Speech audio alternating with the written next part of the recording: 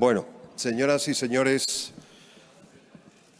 tengo lo primero, incluso antes de referirme a mis invitados, tengo que pedir disculpas por la enorme desorganización que ha caracterizado la tarde de hoy y que, por otro lado, es característica del Ateneo de Madrid desde hace 200 años, de modo que sabrán ustedes perdonarla relativamente.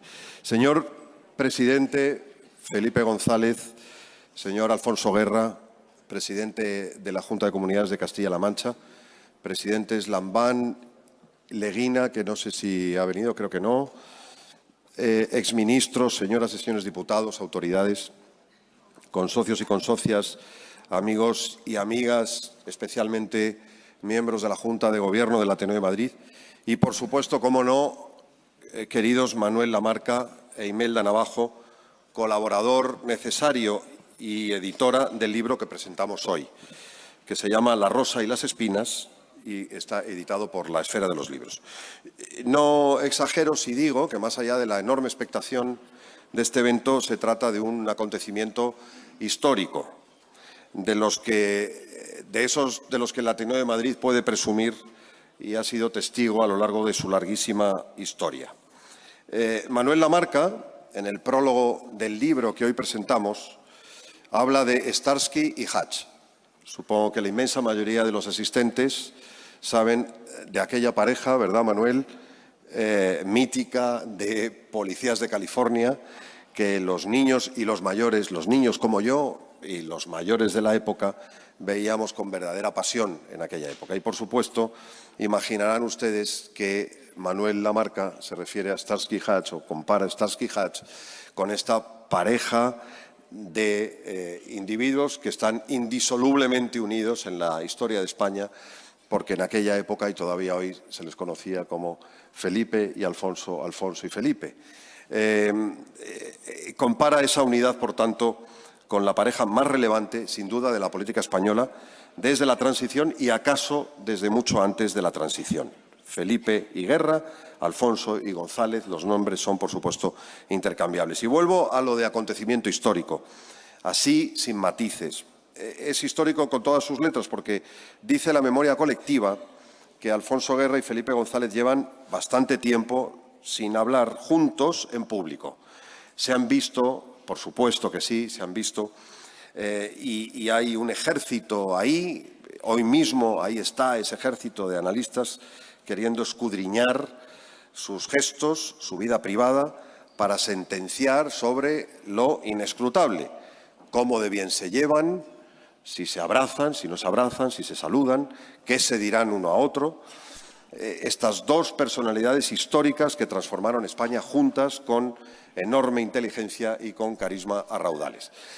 Lo cierto es que Alfonso Guerra decía, se dijo que la última vez que nos vimos, o la última vez que hablamos en público juntos, que según parece fue hace 8 años, según la memoria de Alfonso, 9 años, decía Alfonso, y claro, decían, no se saludaron. Dice, pero ¿cómo nos vamos a saludar si llevábamos 20 minutos hablando los dos en un salón aparte? Claro, cuando salimos al escenario, pues ya nos habíamos saludado. De modo que hay una mítica ahí, ¿verdad?, sobre la relación entre ambos, sobre la que Manuel también ha hablado en estos días de presentación del libro.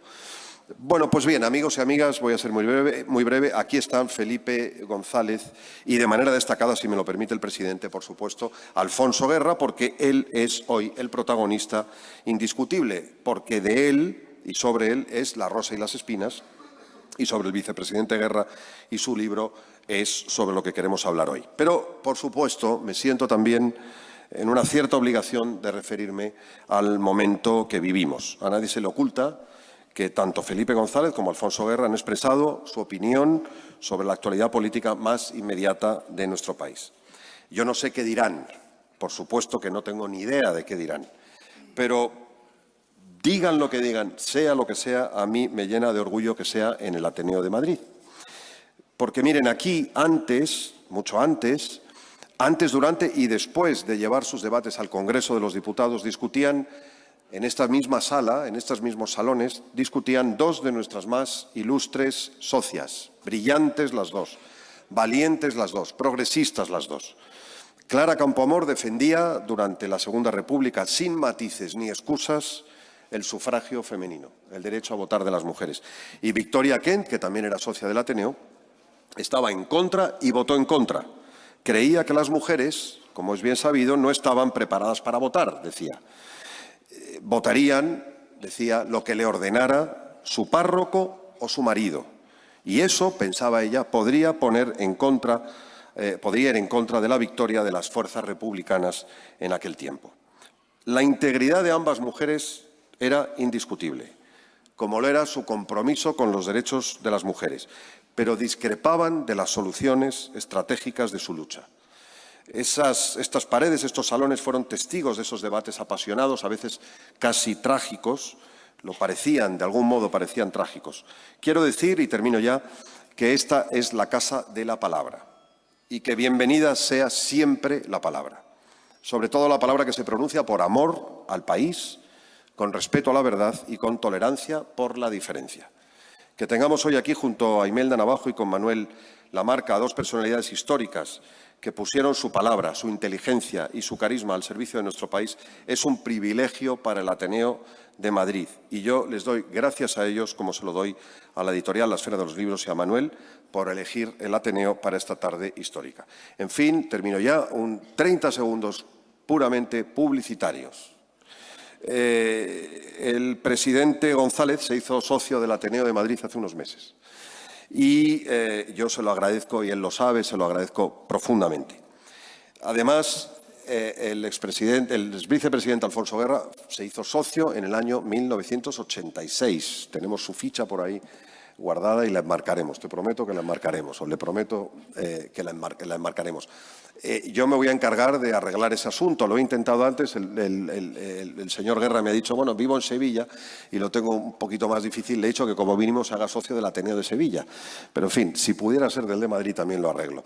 De todos modos, sirva esto para decirles, señoras y señores, que les pido que se hagan socios del Ateneo de Madrid. No sé si lo han entendido bien, pero háganse socios del Ateneo de Madrid. Gracias.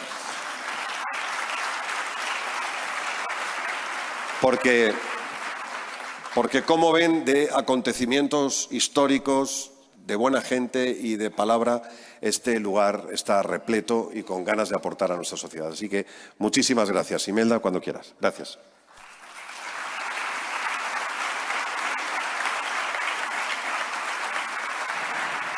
Muchas gracias, Luis.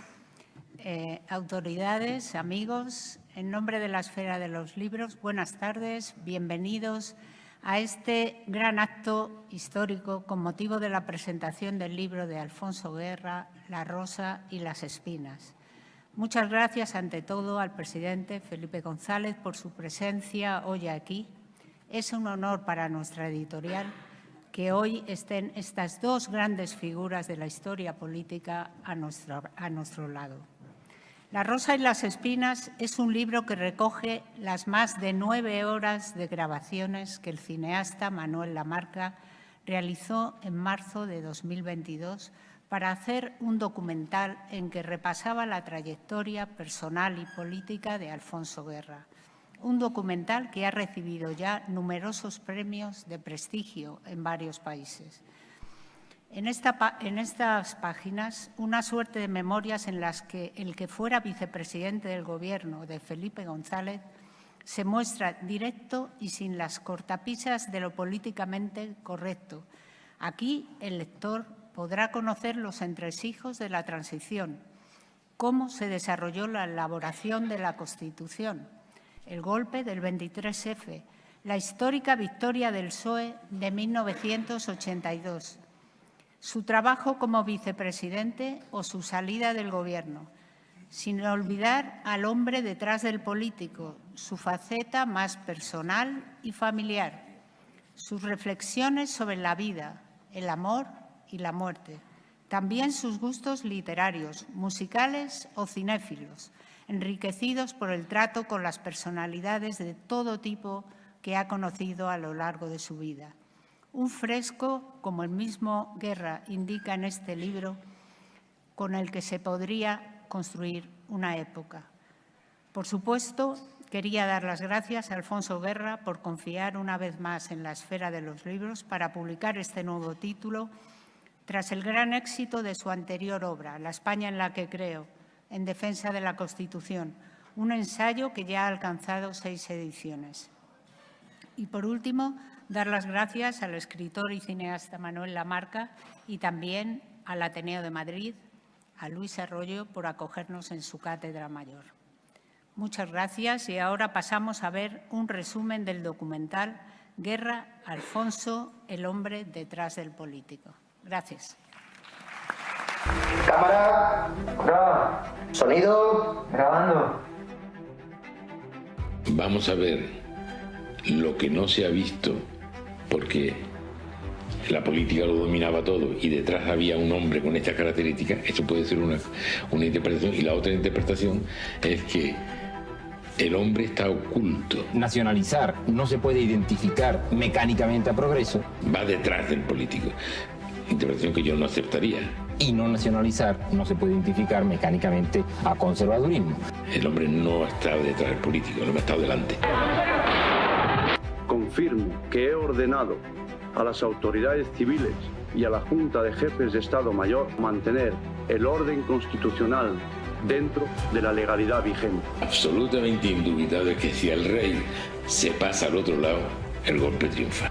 Para mí los personajes de las novelas que yo leo son personajes de mi vida.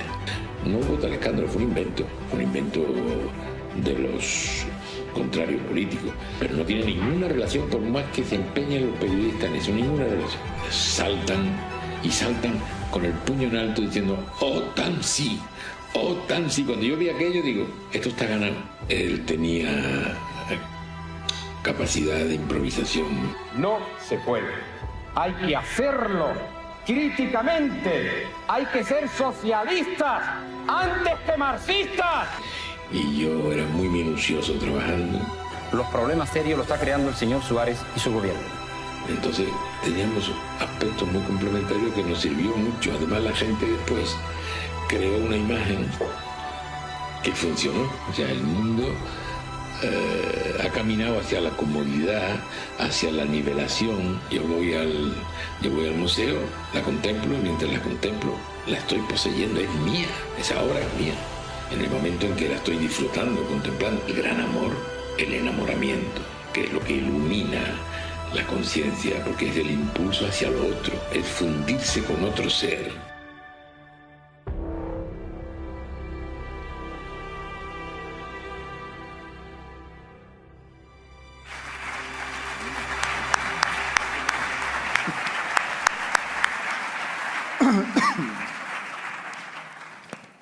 Ya paso la palabra a Manuel Lamarca. Muchas gracias. ¿Sí? ¿Se me oye? Vale. Bueno, pues supongo que mucha de la gente que haya comprado el libro, yo también lo pensaría, cuando haya visto la portada habrá dicho Alfonso Guerra en conversación con Manuel Lamarca. ¿Y quién es Manuel Lamarca? Bueno, pues aquí está Manuel Lamarca, en carne y hueso. Encantado de estar aquí con todos ustedes, ¿no? La verdad es que cuando empezamos con el documental no pensaba que iba a terminar en un libro y desde luego no pensaba que iba a tener el honor de estar aquí esta tarde compartiendo mesa con estas personas tan relevantes, ¿no? Así que, si me permiten la comparación, me siento un poco como si tocara la flauta en la orquesta del pueblo y de repente te dijeran, vas a ser telonero de los Rolling Stones. Y uno dijera, pero bueno, pero los Rolling Stones, ¿pero qué va a estar? ¿Keith Richards y Mick Jagger? ¿Con los dos? Y pues sí, con los dos. Cuando venía en el tren desde Córdoba para el acto, me iba acordando de ese primer viaje que hice el 11 de enero de 2022 para ver por primera vez a Alfonso Guerra y proponerle hablar en persona para ver si realmente tenía interés en participar en el documental. Recuerdo que iba con un amigo, Paco, que después participó en el documental como cámara, y cuando íbamos para Sevilla me dice Paco, ¿estás nervioso por hablar ahora y por ver a Alfonso Guerra? Y digo, hombre, digo, bueno, yo qué sé, ¿tú cómo me ves? Y me dice, yo la verdad que te veo muy nervioso. Y digo, bueno, pues vale, muchas gracias por por el ánimo. La verdad es que sí que estaba muy nervioso cuando llegué a hablar con él. Salió todo muy bien porque de ahí se comprometió, dio el sí para hacer el documental.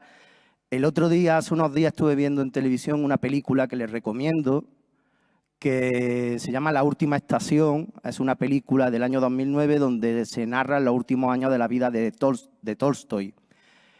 Hay una escena al principio de la película cuando el secretario el que sería su secretario personal, Bulgakov, se reúne por primera vez con Tolstoy. Bulgakov era bastante joven y entonces empiezan a hablar, es la primera vez que se ven, y en un momento determinado Tolstoy le pregunta, lo ve conmovido y le pregunta qué es lo que le pasa, ¿no? ¿Qué te pasa, no? Y él se pone a llorar y dice, bueno, es que estoy pensando que usted es el gran Lev Tolstoy y yo soy un don nadie y estoy aquí hablando con usted, ¿no? Bueno, pues cuando vi el otro día la escena esa me sentí un poco identificado porque fue algo parecido a lo que yo sentí en aquella primera ocasión con Alfonso, ¿no? Usted es el gran Alfonso Guerra y yo soy aquí un don nadie y estoy hablando con usted, ¿no? Creo que no lloré. Creo que no lloré, pero porque dijo que sí, que hacía el documental. Si llega a decir que no... Después he leído el epílogo que ha escrito Alfonso, y en ese epílogo he conocido que iba con la idea de decir que no. Así que, bueno, el día que lo leí, como no lo sabía, casi se me corta la digestión. Menos más que había dicho que, bueno, que dijo que sí, ¿no? Así que ahora lo primero que quiero hacer públicamente es darle las gracias en público a que dijera que sí. Y bueno, como a los dos nos gusta la poesía, si lo digo de forma poética, Alfonso, puedo decir que ha sido el no más bonito de mi vida. ¿Por qué pensaba que podía decir que no? ¿O por qué iba yo con ese miedo, aparte de hablar por primera vez con Alfonso? Bueno, porque al final tomé la decisión de financiar y pagar el documental de mi propio bolsillo. Afortunadamente no era lo que el viento se llevó, he podido pagarlo de mi propio bolsillo, ¿no? No voy a entrar en detalle de por qué tomé esa decisión, pero voy a decir simplemente que la reflexión final que me llevó a pagarlo fue el que pensé, prefiero pagarlo, prefiero que me cueste el dinero, pero que se haga tal y como yo quiero que se haga, a que me paguen por algo con lo que después no me voy a sentir a gusto o no me voy a sentir identificado. Se va a hacer de forma que yo no voy a estar de acuerdo con cómo se hace, ¿no?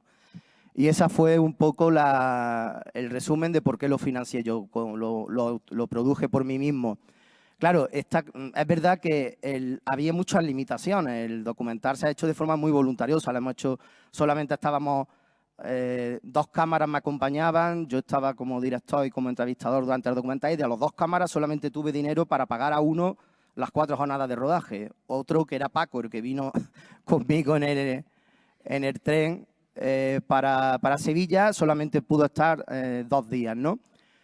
Recuerdo que el primer día de rodaje, cuando estábamos rodando en el hotel, íbamos por el pasillo, yo acompañaba a Alfonso se sentó en la silla donde íbamos a grabar la entrevista y mientras estábamos preparando el equipo, el material, Alfonso me preguntó, ¿hay maquillaje? ¿Tenéis maquillaje? Y bueno, yo la única contestación que le hice, que le pude decir aquello fue... Es decir, la cosa no daba para más, ni había maquillaje, incluso en algunos momentos Alfonso tenía que ir tocando, o sea, paraba él mismo la grabadora, estuve por ponerlo en los agradecimientos del equipo técnico, ¿no? El caso es que cuando terminó el primer día, la jornada de rodaje, y Alfonso ya se marchó, a Teo y a Paco, que ese día estábamos los 3 juntos, cuando terminamos le pregunté, ¿cómo lo habéis visto? Y me dijeron, hombre, yo lo he visto, nosotros lo hemos visto bien, hemos visto que ha ido la cosa bien y tal. Y inmediatamente les pregunté, ¿vosotros pensáis que este hombre va a volver esta tarde? Porque yo pensaba que este hombre no vuelve esta tarde, ¿no? A lo mejor llama y dice que don Alfonso no puede venir esta tarde. Afortunadamente, a pesar de todos los problemas de escasez de medios y de todas las limitaciones, de la primera limitación, la escasez a lo mejor de talento por mi parte, pues terminó el documental, algo que tengo que agradecerle nuevamente. A la hora de hacer el documental, y ya voy terminando, porque algunos pensarán, ya voy terminando, porque aquí lo que importa es lo que diga Alfonso y lo que diga Felipe, entiendo. Y además alguno estará pensando, como este hombre siga hablando, me da tiempo de leer el libro aquí antes de que termine. Así que no se preocupen que no va a ser caso. Cuando estábamos ya rodando, hay una frase de Joseph Leo Mankiewicz, que dirigió La Condesa de Escarza, que es una película que adoro, y Julio César, de la que hablamos en el libro con Alfonso y en el documental. Mankiewicz decía: un buen director de cine es aquel que crea un ambiente agradable de trabajo. Yo creo que eso sirve para un director de cine, para el que tiene una cafetería y para cualquier ámbito de la vida, ¿no? El que la gente esté a gusto, yo creo que es fundamental cuando trabajas con ellos. En este caso, yo lo que pretendía simplemente es que Alfonso estuviera a gusto, por lo menos que vuelva por la tarde, ¿no? Como había comentado antes, después de empezar el rodaje, y que él hablara en plena libertad. Creo que eso, salvo que me diga lo contrario, creo que lo conseguimos en el sentido de que yo creo que él disfrutó del rodaje, habló con plena libertad, y el objetivo final del documental y del libro es hacer que esas grabaciones de más de 9 horas que ocuparon el rodaje del documental, pero que en bruto, digamos, ¿no? Pero que en el documental editado no está todo, por lo menos a través del libro permanezcan, ¿no? Y después, y ya termino, el interés o el objetivo mío, aparte de como cineasta y incluso como ciudadano, es ofrecer un testimonio en primera persona de una personalidad humana y política que creo que es de las más relevantes de la España de los últimos 40 años. Creo, he dicho, y eso también lo pongo en el prólogo del libro, que sinceramente pienso que el documental y el libro van a tener mucho más interés dentro de 50 años posiblemente que ahora mismo, porque poder recuperar ese testimonio en primera persona dentro de tantos años, pues va a ser muy relevante, ¿no? Porque la sociedad, me temo, olvida muy pronto y, bueno, me parece que eso, espero haber aportado ese granito de arena para el legado de la historia de España, de la historia política de Alfonso Guerra y de la historia de nuestra democracia, modestamente. Y ahora sí, muchas gracias por su atención.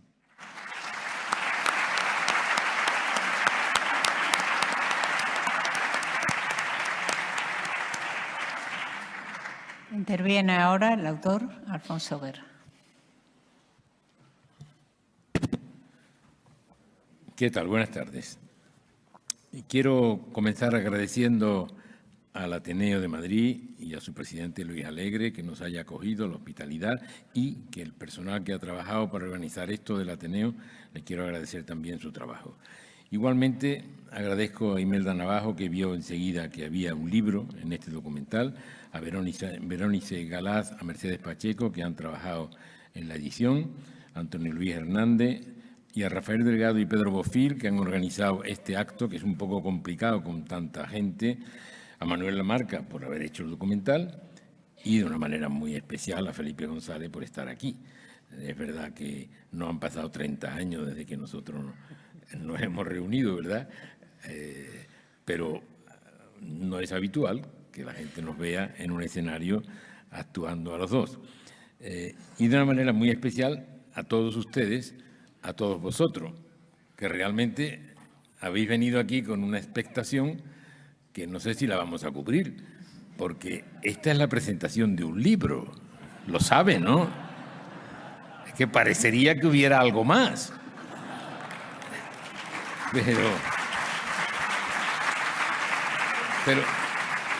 Pero si lo pienso bien, si lo pienso un poquito, no me sorprendo tanto, porque en alguna mente lunática se ha dicho que esto puede ser como un complot, una conspiración en la que hay incluso gente de otros partidos. ¿Dónde habéis metido la gente de los otros partidos? Yo no la he encontrado. Bueno, esto es una presentación. Y quiero decir cómo hemos llegado a este libro. ¿Por qué está este libro aquí? En el año 19 yo recibo una llamada de un señor que yo no conocía de nada, resultó ser es el que tengo aquí a mi izquierda, que por cierto, no tienen ustedes que esperar 50 años para leer el libro, ¿eh? Lo pueden leer ahora. Bueno, entonces pretendía hacer un documental. Claro, yo digo, no me interesa, yo no tenía ningún interés y además pensaba que no tenía interés para nadie que yo hiciera un documental sobre mi propia vida. Le dije que no, pero insistía. Hablo de mayo del año 19. Estuvo como una guatamalaya insistiendo hasta marzo del 22. O sea, fueron 3 años. Y pum, pum, y pum, pum. Al final ya solo quería contármelo, no para hacerlo, sino para contármelo. Entonces yo decidí, bueno, que iba a ir un ratito, lo cité en el hall de un hotel, no quise ni una habitación en el hall, iba a ir un ratito a que me contara, pero llevaba la decisión absolutamente cerrada de decir que no. Lo que pasa es que me encontré con lo contrario de lo que me esperaba. Yo creí que era una productora con muchos medios, mucha gente, dinero, y era un profesor que había ahorrado un dinerito y se lo quería gastar haciendo una peliculita porque le gustaba, un apasionado del cine. Y entonces, la verdad es que a mí me dio un poco de vergüenza decir que no. Digo, este hombre, ¿cómo le voy a decir que no a este hombre? Entonces, para no contradecirme totalmente, le dije, bueno, pero 4 días, ¿eh? 4 días y nada más. 2 esta semana y 2 la semana que viene. ¿Estaba encantado? Ah, sí, nada, estupendo. Entonces ahí empezamos a rodar y yo decía, bueno, ¿a quién puede interesarle que yo esté sentado en una silla en la habitación de un hotel dando opiniones sobre la muerte, sobre el amor, sobre la OTAN? ¿A quién puede interesarle eso? Oye, saca el papel, saca el celuloide, lo manda por ahí y le dan un premio, el mejor documental en el Festival del Pacífico en Vancouver, en Canadá. Después le dan una mención honorífica en el Festival Internacional de Londres. Le dan el premio de la crítica en el Festival de Kerala, la India. Digo, bueno, y estos tíos, la India, ver a un tipo español hablando de los problemas de España y le dan el premio de la crítica, esto debe ser bueno. Porque yo no lo entiendo, la verdad, sigo sin entenderlo, ¿eh? Bueno, entonces, es un libro en el que hay muchos asuntos. Yo trato muchos asuntos. Si cojo el índice, verán ustedes que trato de muchísimas cosas. Muchas son políticas y otras muchas son de la vida, de la familia, del amor, de la muerte. Pero son opiniones que, para mi parecer, lo único importante es que son opiniones muy sinceras, porque no están pensadas. Todos los libros que yo he escrito hasta ahora están muy pensados, muy elaborados, después voy a consultar algo, un dato. Esto no, esto preguntaba sin yo saber qué me iba a preguntar y yo soltaba lo que tenía en la mente, que es una compilación, es una acumulación de muchas lecturas, muchas conversaciones con otros, pero improvisada. Por tanto, es bastante sincera y, como decía hace un momento Imelda, de lo políticamente correcto no hay nada. Es todo políticamente incorrecto, porque es sincero y es como yo lo pienso. Claro que lo hago desde un posicionamiento político. Ahora toca poner en causa si queremos o no queremos nuestras siglas. Oiga, las siglas estas, PSOE, partido. Yo hace casi 70 años que empecé a trabajar, a reconstruir un partido, o sea, si le tendré yo amor. Socialista es lo que siempre he pensado. Y lo que digo yo equivale para tantos que hay aquí con los que me he encontrado durante años y años trabajando por lo mismo, por el partido, por el socialismo. Obrero, a mí me gusta trabajar, me gusta la gente que trabaja, los obreros intelectuales y manuales. Y español, amo España. Y lo aprendí de los socialistas muchos años antes de que yo pudiera tener sentido común, si es que lo tengo. Y lo aprendí de ellos. Por tanto, habrán oído quizás en estos días que se dicen expresiones contra los que ponen en causa algún proyecto concreto. Yo creo que una persona, si es de izquierda, tiene no el derecho, tiene la obligación de no callarse si ve injusticias, si ve arbitrariedades, si ve errores, pero los vea en la zona conservadora o en la zona progresista. No puede callar, tiene que decirlo.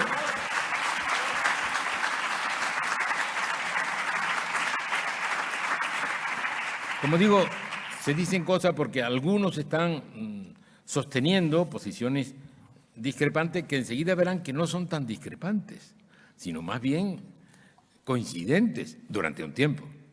Es decir, que uno defiende lo que defiende su organización, su secretario general, su presidente, y lo sigue defendiendo durante un tiempo. Pero es que mientras tanto el otro ha cambiado. Entonces yo debo tener pilas Duracell, porque yo sigo defendiendo, y resulta que ya me encuentro con que el otro está defendiendo una cosa no diferente, sino contraria. Me ha pasado con muchas cosas. Yo con Podemos ni hablar, no podría soñar ni dormir. Oye, yo estoy de acuerdo y lo defendí. Al poco tiempo me quedé un poco en la escalera sin escalera y colgando de la brocha, porque resulta que Podemos sí. Oye, que esto es una rebelión, decía el presidente del gobierno. Oye, una rebelión. Yo decía, claro que es una rebelión, pero al poco tiempo ya no era rebelión. No va a haber indulto, pero... Y a mí siempre me cogía defendiendo lo que defendía la organización. O sea que yo no he sido desleal, yo no he sido disidente, más bien ha sido disidente el otro, que va cambiando.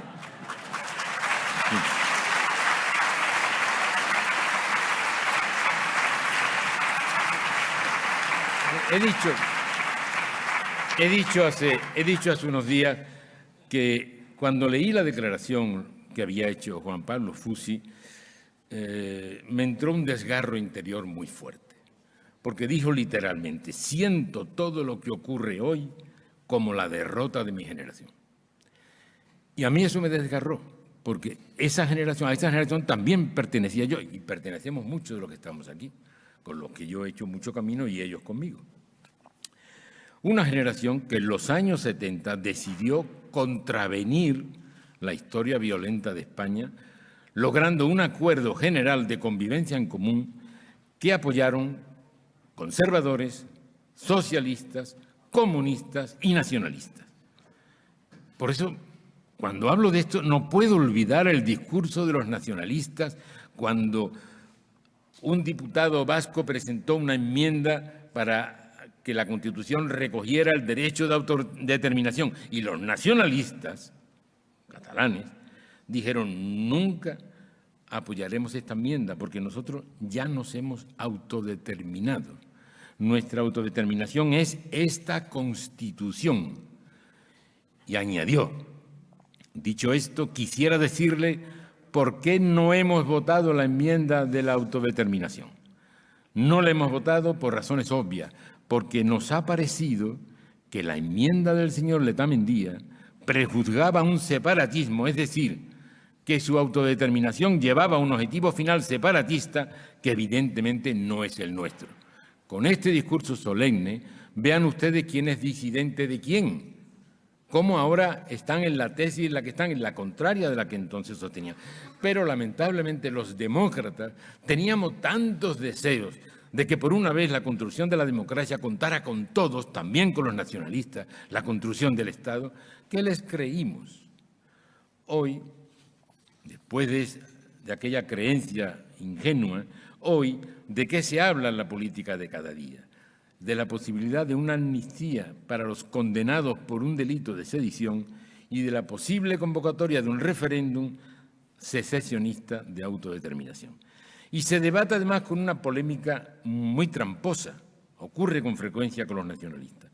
Se debate sobre si una ley de amnistía cabe o no cabe en la Constitución, pero oiga, antes hay que hacer otra pregunta previa: si es justa, si la merecen aquellos a los que se les quiere conceder, si conviene a la nación, si significa un progreso democrático o un retroceso histórico. A mi parecer, la amnistía significa la humillación deliberada de la generación de la transición, la generación que supo encontrar el consenso como manera de resolver los litigios históricos que cada pocos años precipitaba a España en una tumba de dolor y muerte.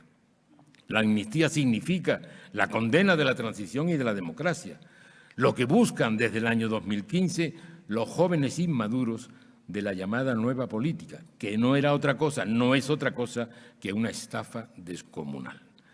Significa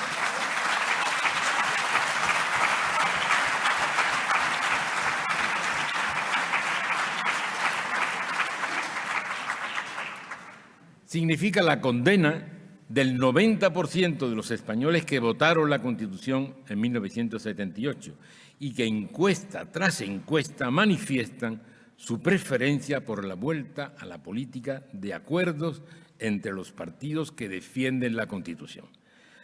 Tras el indulto a los protagonistas de un golpe a la democracia constitucional, llegó la desaparición del delito de sedición en el Código Penal. Ahora la amnistía. Pero si el indulto es el perdón para los delitos cometidos, la amnistía es la desaparición de la responsabilidad por lo que hicieron. Es decir, que no delinquieron, que fueron justos cuando se alzaron contra la legalidad porque ésta era injusta. Es una criminalización que un demócrata no puede aceptar. Esta es la razón que explica por qué la amnistía se concede siempre cuando en un país se pasa de un régimen dictatorial a un sistema democrático y se hace además por unanimidad, no con medio parlamento en contra del acuerdo. Así que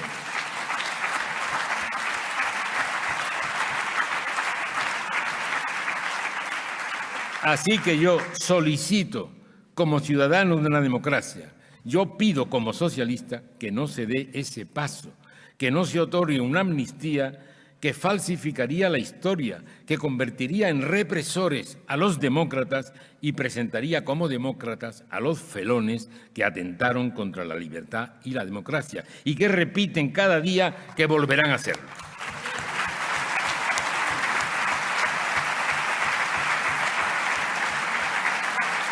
¿Qué se pretende con la amnistía? Borrar un pasado democrático, el de los últimos 45 años, para pasar a un futuro execrable. La pregunta no es si cabe en la Constitución.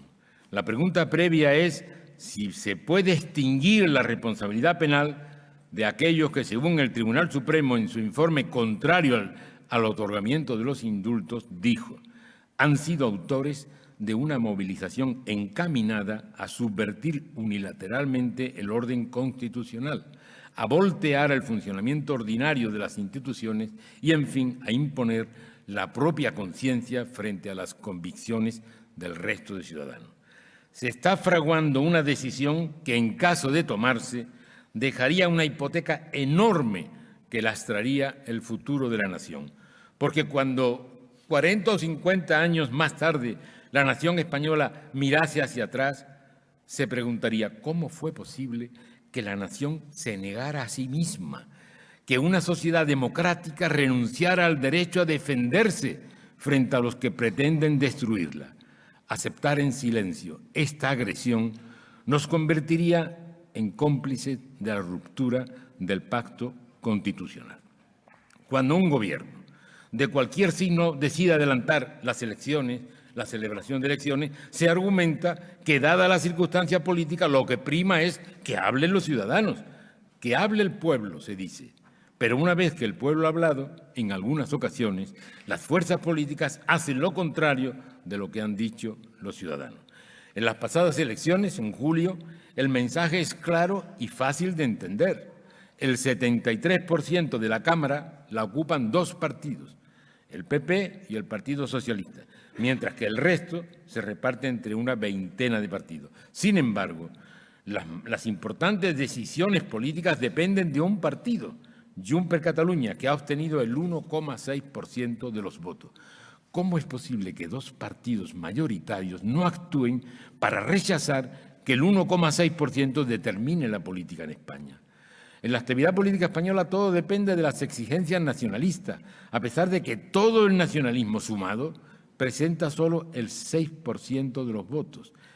ERC el 1,8%, Junts per Catalunya el 1,6%, Bildu el 1,3%, el PNV el 1,1%, BNG el 0,6%, el 6% dominando sobre el conjunto de la nación. Esquerra Republicana y Junts, además, en estas elecciones han perdido 550.000 votos, el 35% de sus votos, y han perdido el 50% de sus escaños. Y resulta que perdiendo todo eso, ahora tienen más fuerza que nunca. Eso es lo contrario a la democracia. Y no hay que hacer caso de encuestas que se fabrican. La inmensa mayoría de las encuestas hablan del 86% de acuerdo con la vuelta al consenso de los años 70. Los dos grandes partidos tienen que hablar y llegar a algunos acuerdos, aunque solo fuera para limitar el poder de los partidos que quieren la destrucción de la democracia que establece nuestra Constitución. Y solo se puede hacer por vía electoral, sobre todo. O se sube el umbral, que hoy no deja a nadie fuera, o se prima al partido que gane las elecciones, como se hace en otros países, muy recientemente en Grecia. Todo empezó en diciembre de 2003 con el Pacto del Tinel, el perverso acuerdo de comprometerse a no firmar acuerdo de gobernabilidad con un partido concreto, en este caso el Partido Popular. Se trata de aislar con un cordón sanitario no a la extrema derecha o a la extrema izquierda, sino al Partido Conservador Constitucionalista, forzándole a pactar solo con la extrema derecha. En mi infancia existía una profesión en los pueblos andaluces, pueblos blancos, que era el blanqueador, el blanqueao, o el encalador, encalaó, que venía con la pintura blanca, pum, pum, y ponía la fachada de maravilla, blanco, blanco, que parecía una biscotela. Pues ese blanqueador es una afición que hoy tienen los partidos, los principales partidos de España, y los partidos blanqueados se aprovechan y deconstruyen el orden constitucional. Los políticos en España han optado por un discurso para grupos minoritarios, olvidando la necesidad de un discurso a la nación que afecte a la gran mayoría como a las minorías. En particular, me interesa señalar que está ocurriendo en la izquierda, por supuesto en la derecha, pero es menos de mi interés. La izquierda ha pospuesto los pilares de su pensamiento, la lucha contra la desigualdad y la defensa de la libertad, a favor de cuestiones de identidad, sea esta de lengua, de territorio, de sexo o de religión. Claro, y eso no es la base del socialismo. El pilar de la libertad, hay que constatar que hay algunos territorios donde no hay libertad plena. Por ejemplo, en Cataluña no hay libertad para hablar la lengua que cada uno tiene como lengua propia o lengua madre. Claro, estos días hemos asistido, ayer mismo, no, hoy, ayer, me parece que fue ayer, con esto de la traducción simultánea. Pero claro, hay mucha prisa para que se hable catalán en el Congreso, pero en los colegios los niños en Cataluña no pueden hablar castellano ni en el recreo. Tienen inspectores que se lo impiden.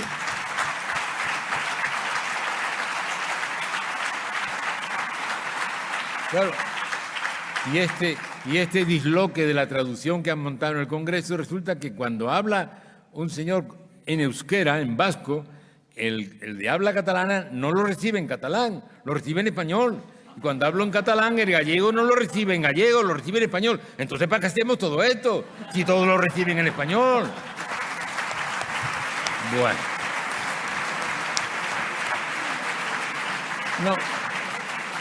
No quiero entrar a otras muchas cosas que se me ocurren, pero paso por encima. Pero sí quiero decir que la izquierda ha de tomar distancia de los partidos que propugnan el separatismo. El nacionalismo es una ideología regresiva e insolidaria que atenta contra la convivencia. Y el futuro de la democracia española necesita que unos y otros abandonen las posiciones de trinchera, lo que podría facilitarse si la derecha asumiera la condena con naturalidad, no con carácter excepcional, la condena desde la dictadura del general. Y si la izquierda dejase de mirarse en una república que no se corresponde con sus ensoñaciones. Después de unas elecciones legislativas como las de julio, los dos grandes partidos se vuelven a sus extremos para buscar apoyos, engordando así a los partidos que están contra el modelo de sociedad que describe la Constitución. No quiero seguir mucho más, pero permítame solo unas precisiones. El Parlamento, en ninguna parte del mundo, pero desde luego en España tampoco, ya no ocupa el lugar central del sistema político español que le atribuyó la Constitución de 1978. Mantiene su función de legitimación, pero ha perdido bastante de su función legislativa y su función controladora está cápita y disminuida. Ha sido un profesor, el profesor Ruiz Robledo, quien nos recuerda que Winston Churchill advirtió que la Primera Guerra Mundial supuso un cambio fundamental en el derecho constitucional británico, porque dio un peso institucional al gobierno tan grande que no tenía con anterioridad, pero que no perdió cuando la guerra terminó. Pues en España nos ha ocurrido lo mismo con la COVID-19. que ha tenido un efecto semejante en el sistema constitucional. Ha reforzado la tendencia a empequeñecer las funciones de las Cortes Generales, reducidas a poco más que a legitimar la elección del presidente del Gobierno y apoyar sus decisiones convalidando sus decretos leyes. 132 decretos leyes contra solo 116 leyes. Mucho más decretos leyes que leyes. ¿Dónde queda la extraordinaria y urgente necesidad? Más de 3 años hace que se levantó el último estado de alarma y podemos decir que se está confirmando la hipótesis de Churchill. Estas dos decisiones que ahora se quieren tomar, la amnistía para los separatistas y el reconocimiento de derecho a la autodeterminación, están claramente rechazadas por los constituyentes. Ambas cosas tuvieron enmienda y los constituyentes las rechazaron. Por tanto, es difícil entender eso que dicen que cabe en la Constitución, pero si fueron rechazadas por los constituyentes, claramente rechazadas. Pero bueno, siempre hay gente que durante una temporada dicen que no cabe hasta el 23 de julio y ahora dicen que sí cabe. Algunos lo va a tener difícil porque le va a tocar después del Tribunal Constitucional decir lo contrario de lo que ha venido diciendo hasta el 23 de julio. En fin, yo quiero decirle que para mí, en todos los años que yo he estado trabajando políticamente en el Partido Socialista y fuera de él, quiero decir fuera de él, en las instituciones, para mí han sido básicas unas palabras que son citadas con frecuencia. Las palabras que Edmund Burke dirigió a los electores de Bristol en 1774, diciendo: un parlamento no es un congreso de embajadores que defienden intereses distintos y hostiles, intereses de cada uno de sus miembros, que debe de sostener como agente y abogado, contra otros agentes y abogados, sino que un parlamento es una asamblea deliberante de una nación con un interés, el de la totalidad, donde debe guiar no los intereses y los prejuicios locales, sino el bien general que resulta de la razón general del todo. De ahí la necesidad de liberarnos de la dependencia de los nacionalistas contrarios al sistema democrático que establece la Constitución. Claro, aquel que advierte de estos riesgos le cae una reprimenda. No es agradable anunciarles que considero un riesgo que en España puedan seguir condicionando las decisiones los pequeños grupos que solo buscan la destrucción de nuestra democracia. Algunos no ven lo que se nos viene encima y otros no lo quieren ver, pero el riesgo existe. Ante el riesgo para la democracia, yo no me resigno y conmigo sé que no se resignan mucho, tal vez muchos de los que están aquí. Las estructuras de los partidos han cambiado hacia la verticalidad. Los debates han desaparecido, pero tengamos esperanza. Esta situación no durará, no puede durar, no debe durar, no durará, porque la libertad y la democracia anidan en el corazón de muchos socialistas. Muchas gracias.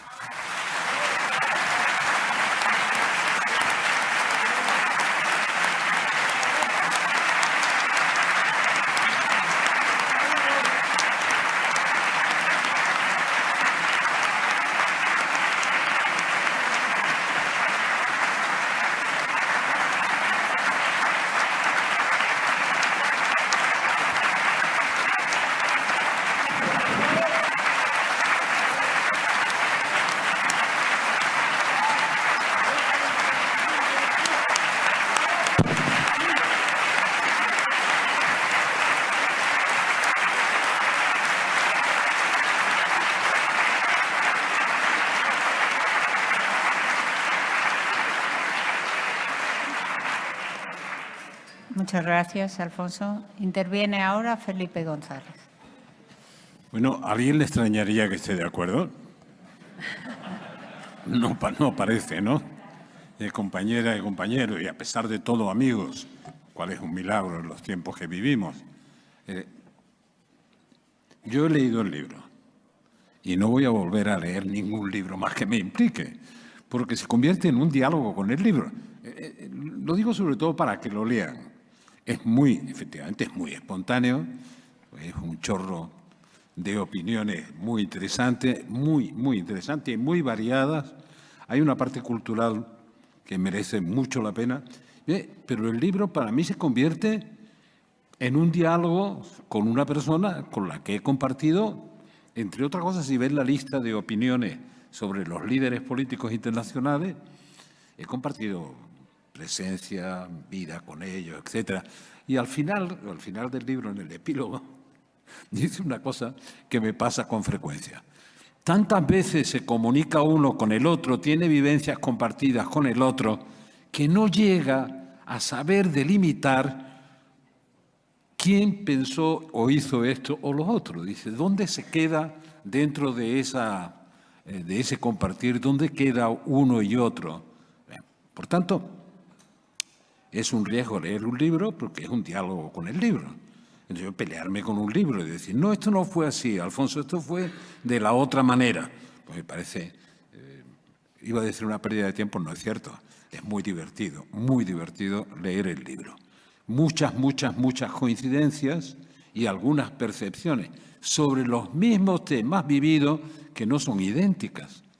Pero ahora que se habla mucho de la memoria, que uno de la memoria histórica, otro de la memoria democrática, debo decir que la memoria la tiene cada uno, ¿no? Los historiadores se ocuparán de hacer la memoria histórica.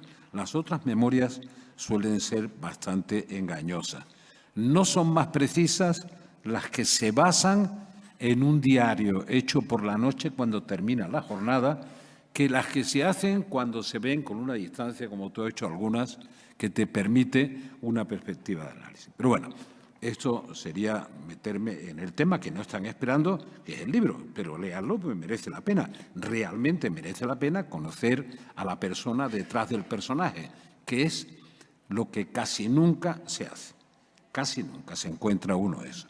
En lo demás, pues ya digo, yo he hecho mi propio diálogo y he tomado la decisión de que nunca más leeré un libro, Virgilio Dicho y otros tantos, que me afecte.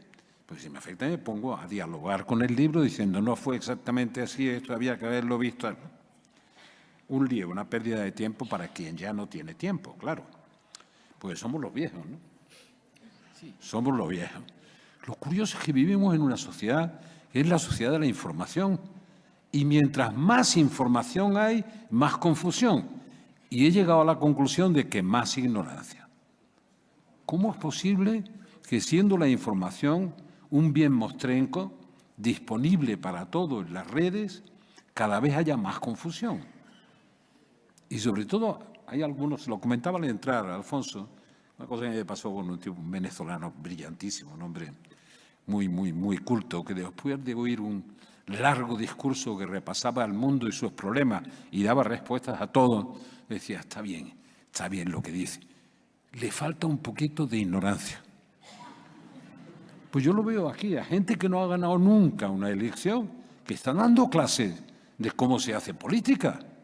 La vicepresidenta se destaca mucho en eso. La cantidad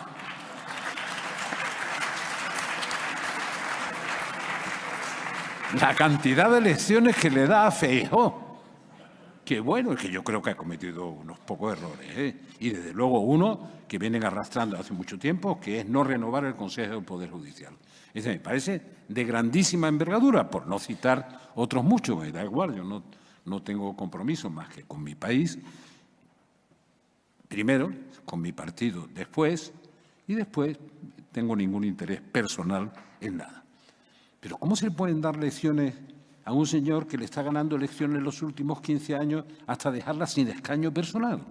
¿Le va a decir cómo se hace política? Hombre, aproxímate un poco a cómo se hace política, ¿no? Pero bueno. Yo quiero deciros que yo no sé por qué pasa esto en la sociedad de la información, es que te dicen, esto tal, que es la primera vez que hacemos algo juntos. Última de Zapatero.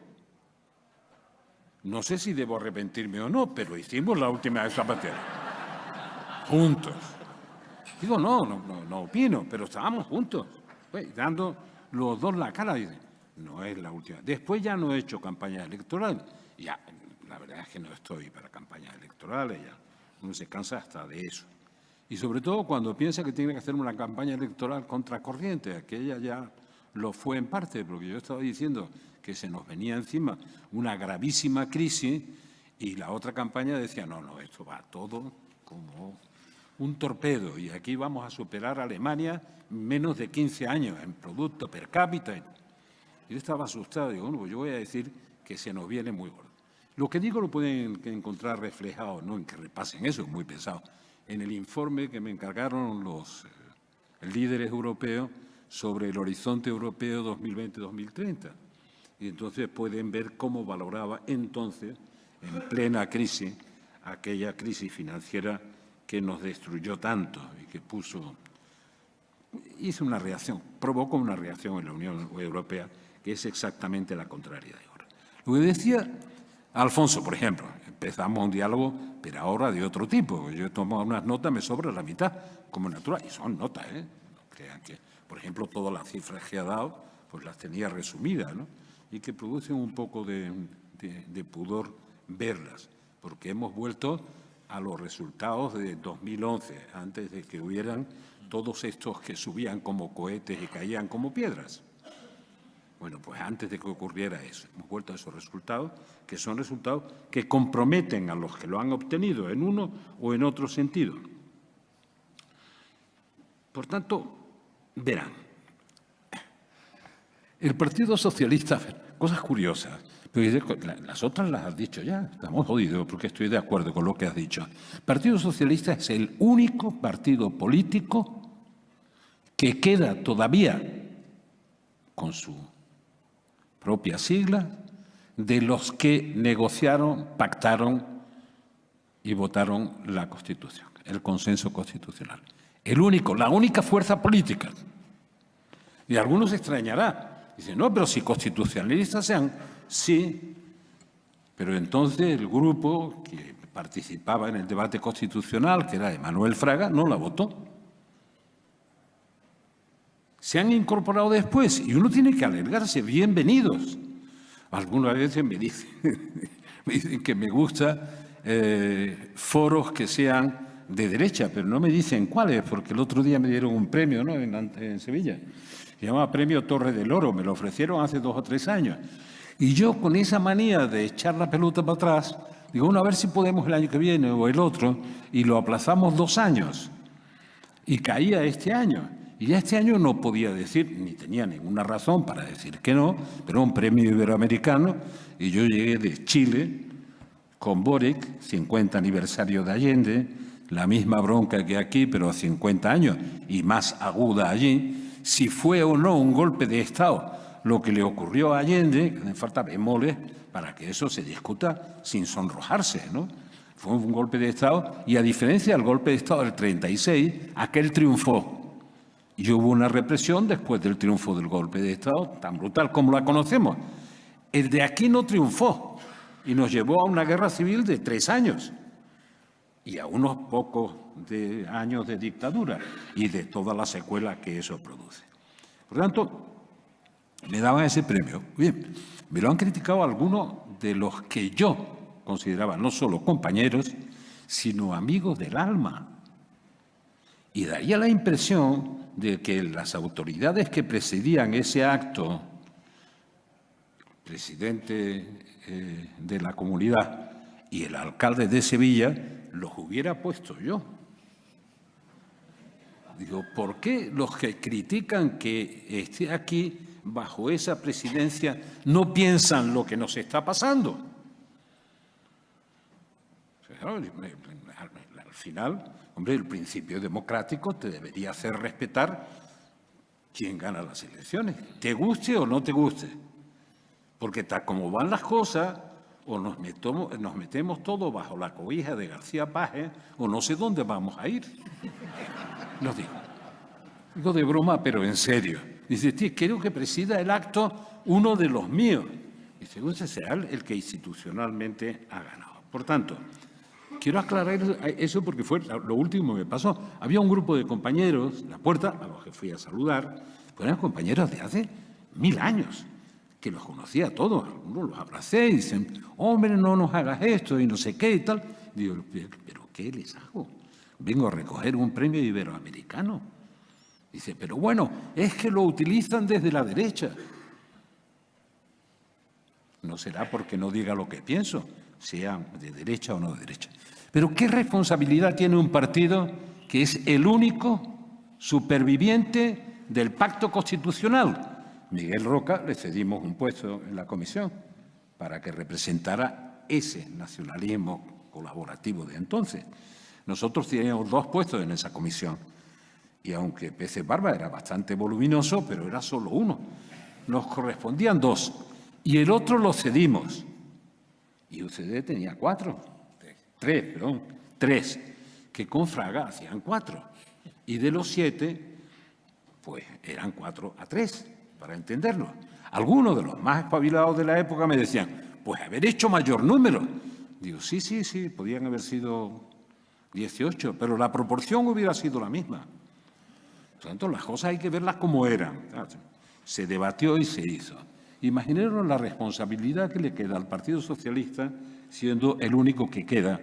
No porque los demás se hayan arrepentido. Después se han apuntado otros, incluso otros que nos dan clases de constitucionalismo, pero son sobrevenidos, no son de la época. Y yo les doy la bienvenida.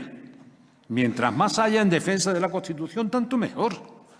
Y mientras más digan que es, ¿cómo? Por imperativo legal, estoy dispuesto a votar que voy a defender esto para cargármelo mañana, pues peor para nosotros.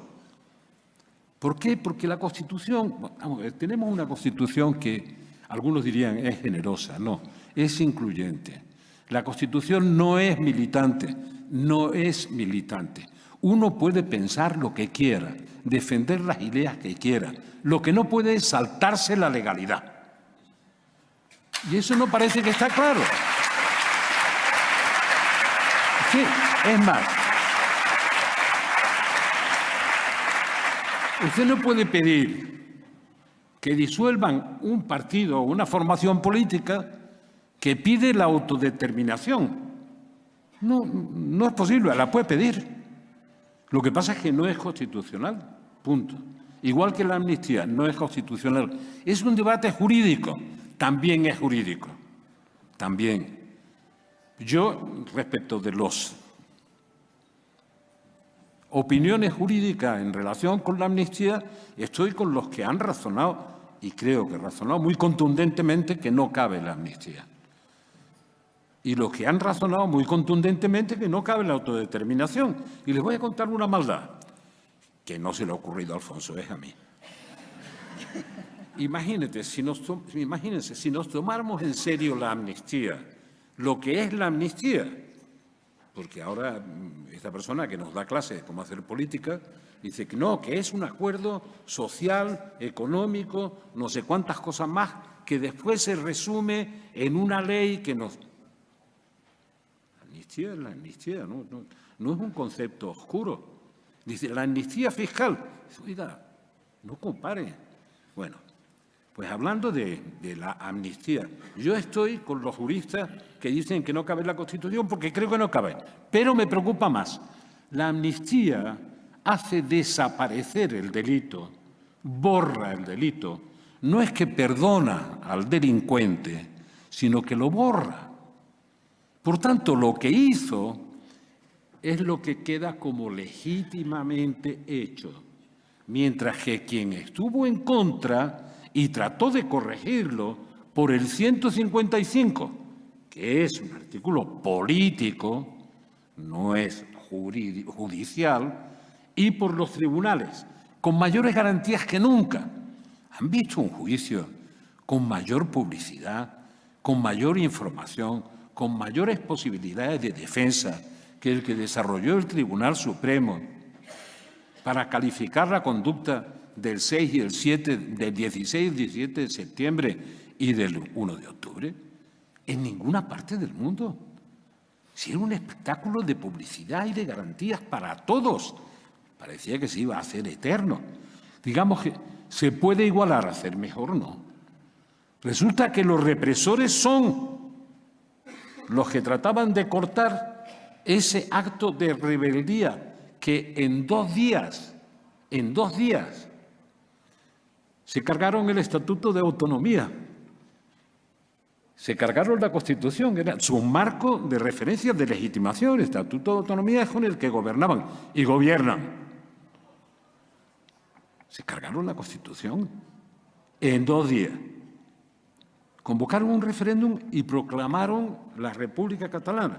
No es que lo proclamaran para mucho tiempo, porque yo creo que Puigdemont ya estaba buscando el cajón para salir. Ya estaba buscando.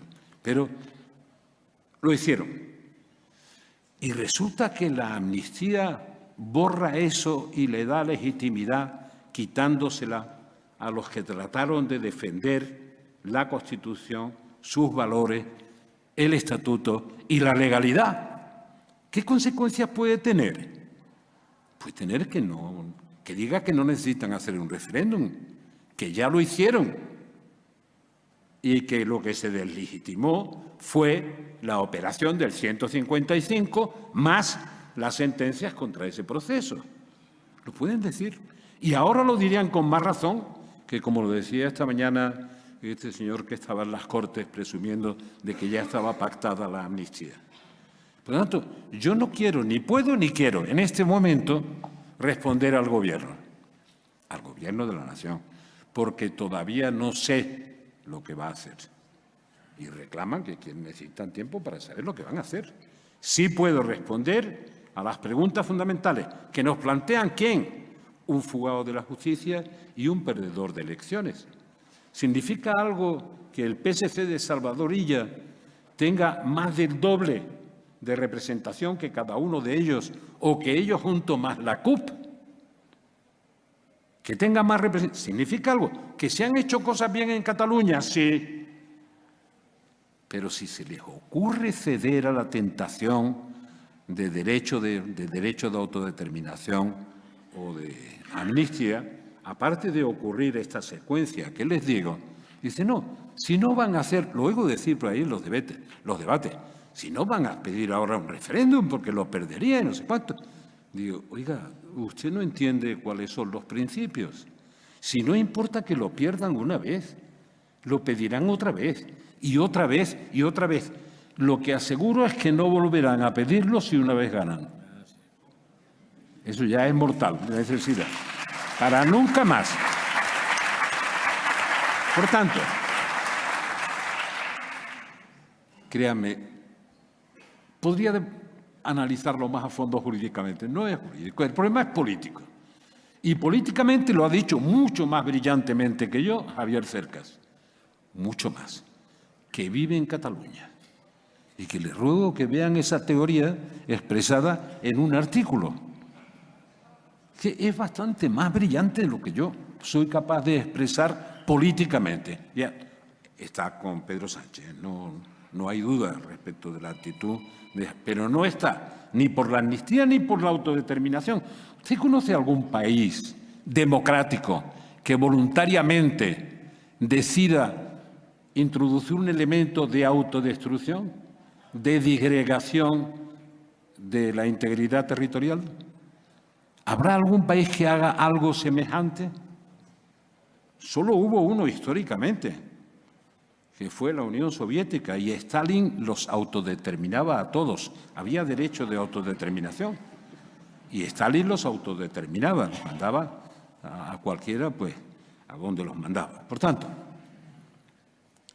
estamos ante un problema serio. Bueno, ¿qué diría el viejo Abril Martorell, con el que se pasó unas cuantas noches, en el mejor sentido de la palabra, Alfonso Guerra, discutiendo y sacando adelante los embarazos constitucionales? Él decía, oye, todavía las cosas no parecen que estén tan mal como para que se decidan a arreglarlas. Claro, la interrogante siempre queda para todos. ¿Y están tan mal como para arreglarlas? ¿Hay posibilidad de arreglarlas salvo en la transversalidad? Aquí todas las palabras, todos los conceptos se han confundido. Dice, la esencia de la democracia es el respeto a las minorías, sin duda alguna, porque se parte de la base de que las minorías respetan a las mayorías para tomar sus decisiones. Por tanto, la esencia de la democracia es el respeto a las minorías. Ahora, que las minorías impongan a las mayorías, hombre, es una mala noticia lo que les voy a decir, pero si no hay acuerdos PSOE-PP, no habrá ninguna reforma importante que se pueda llevar adelante. Se tienen que enterar los dos, ¿eh? Si quieren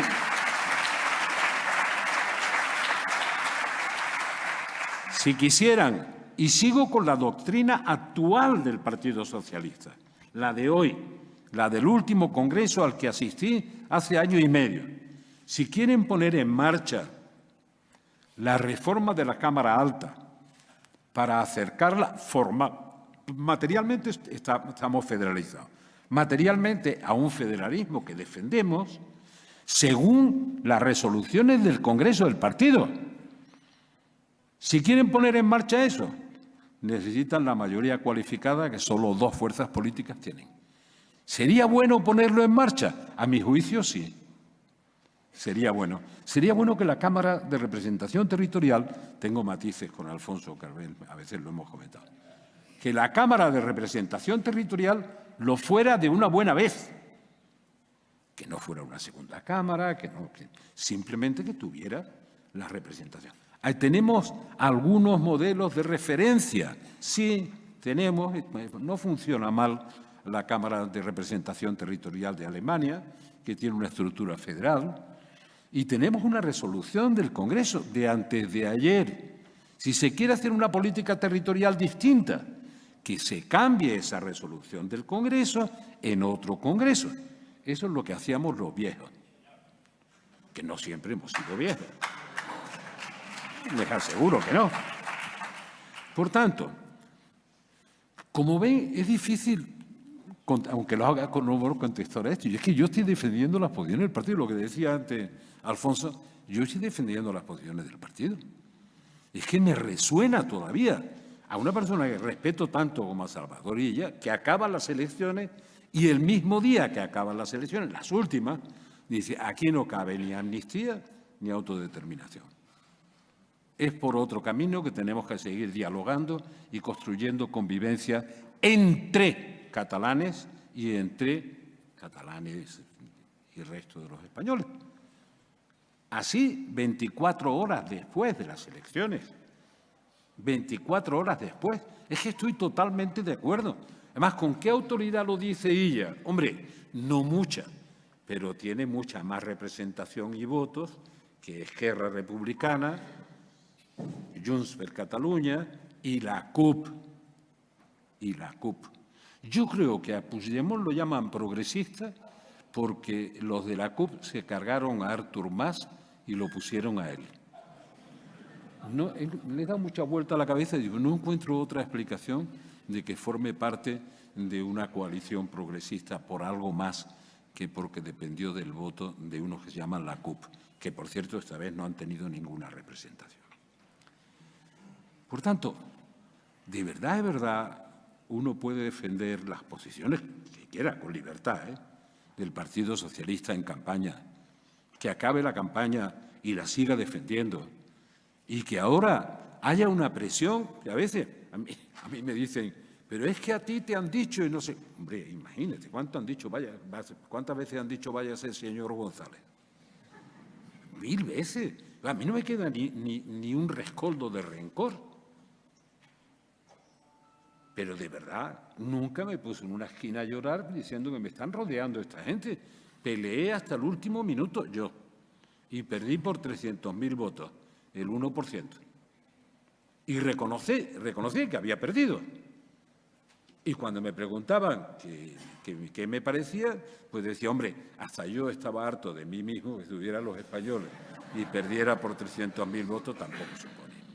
Por tanto, la paradoja que vivimos, Alfonso, es que defendemos las posiciones del partido, a fortiori. Pero como no se oye más que el ruido, la gente no lo cree. La gente cree que no estamos apoyando al partido. No. Estamos apoyando al Partido Socialista, al último partido que queda de los que negociaron el pacto constitucional, que queda vigente. Al Partido Comunista, que hizo un esfuerzo tremendo. Yo nunca hubiera hecho una coalición, y lo sabía muy bien, con el Partido Comunista. Carrillo, cuando lo expulsaron y hizo el PT, vino a verme. Me dijo que la mayoría quería incorporarse, o que todos querían incorporarse al Partido Socialista.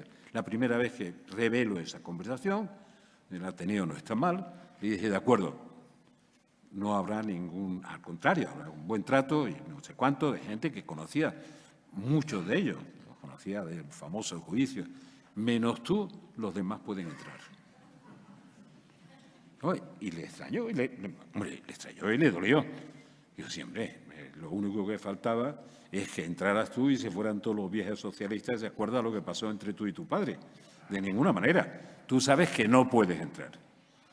Y se hizo así, lo pueden imaginar así. Pero el Partido Comunista lo liquidaron a Carrillo ellos hizo el PT. Convergencia y Unión ha quedado reducida al 3%. O a Puigdemont de sustituto. No digo ya a este hombre que dice que hicimos el 23F, pobre que le habrá pasado. Algo le ha pasado. Por tanto, que ya se me está yendo el tiempo, claro. Y además, si siguiera hablando, como decía Paco Gandía, ibas a estar más tiempo sentado que la Virgen de los Reyes. Por tanto, verá, me ha ahorrado mucho esfuerzo Alfonso, porque además lo traía preparado, como suele, es riguroso y tal. Bueno, yo tengo los numeritos aquí, un poco más reducidos, pero dicen lo mismo. Miren, aquí no hay posibilidad de hacer ninguna reforma seria si los dos partidos no se ponen de acuerdo. Esa es la voluntad de los votantes. Yo no sé si es la voluntad, porque ¿quién hace el escrutinio uno por uno de los votantes? Que los votantes se han cabreado de la mala gestión hecha por el PP con Vox. Seguramente sí. ¿Que eso ha sido un elemento de movilización? Seguramente sí.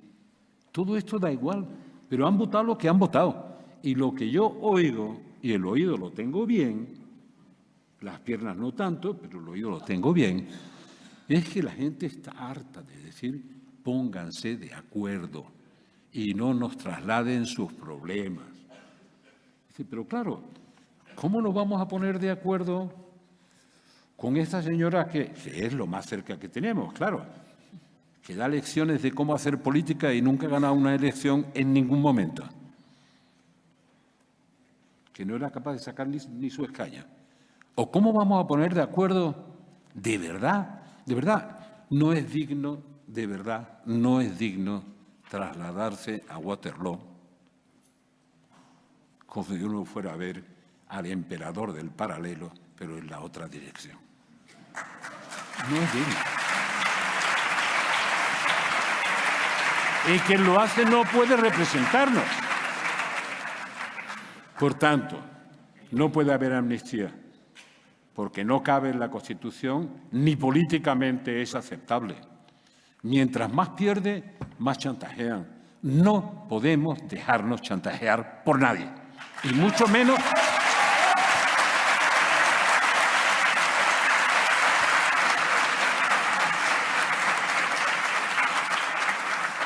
menos por minorías en vías de extinción. Por tanto, esto no es posible. Las mayorías se tienen que respetar a sí mismas y tienen que cumplir con sus obligaciones, con sus programas electorales, con sus congresos partidarios. No se pueden dejar arrastrar por nadie.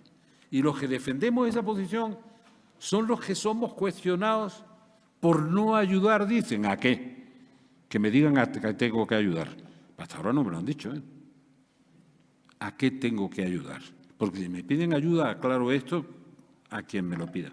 Sin ningún problema, porque nunca he rechazado que alguien me pida hablar.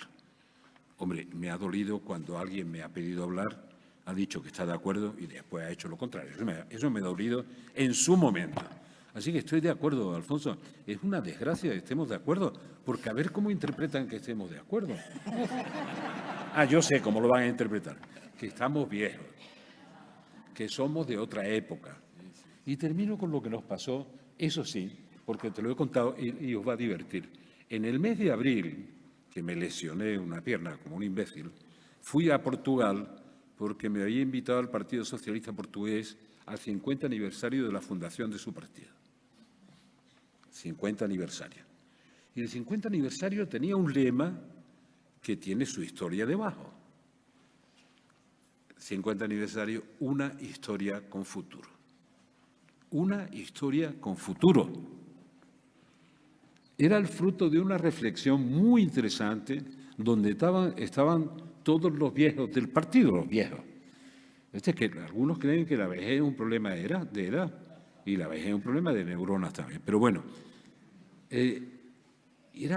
tenía la intención de recordarle a los portugueses, después de los errores cometidos antes, que ellos tenían un origen, unas raíces y una historia, de la que se sentían orgullosos, que querían recuperar para proyectarla hacia el futuro. Justamente lo que está pasando aquí. Gracias.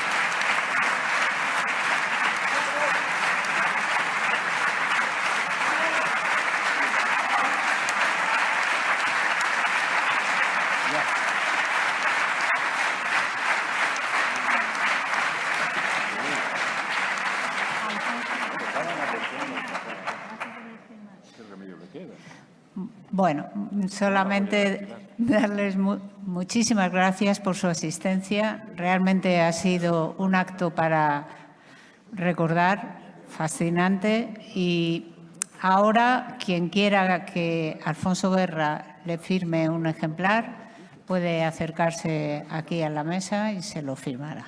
Muchas gracias.